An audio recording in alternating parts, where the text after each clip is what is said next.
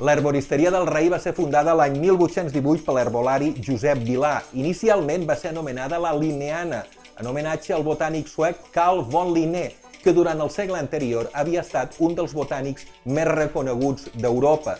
Seria així fins que, el 1857, la reina Isabel II va nomenar Josep Vilà proveïdor de la Casa Reial i herbolari de la reina.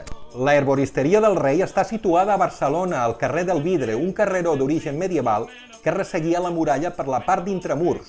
Inicialment estaria situada prop del carrer Ferran, però l'any 1840, amb l'enderroc del convent dels Caputxins i la urbanització de la plaça Reial, es va desplaçar uns metres més avall, just on el carrer del Vidre es trobava amb aquest nou espai. Quan l'herboristeria del Rei va ser fundada, Barcelona encara estava reclosa a l'interior de les muralles medievals. Però el nou espai modern que representava la plaça Reial seria la raó que impulsaria l'herbolari Vilà a emplaçar-s'hi. Des de llavors sempre ha estat situada al mateix indret i la botiga ha estat dirigida per 3 nissagues, els Vilà fundadors, els Ballar, que conduirien el negoci fins a finals del segle XX, i l'actual nissaga dels Sabaters. Actualment la botiga conserva en un estat excepcional la porta d'entrada i els aparadors d'origen. Però el que destaca especialment és el seu interior.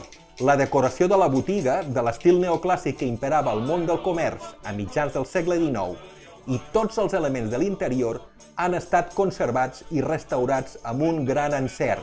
La distribució de l'espai amb les portes que condueixen a l'escala de la finca i a la rebotiga, els taulells, les lleixes i una curiosa font situada al centre de la botiga que s'inspira en un personatge de la reialesa són tal i com havien estat en origen.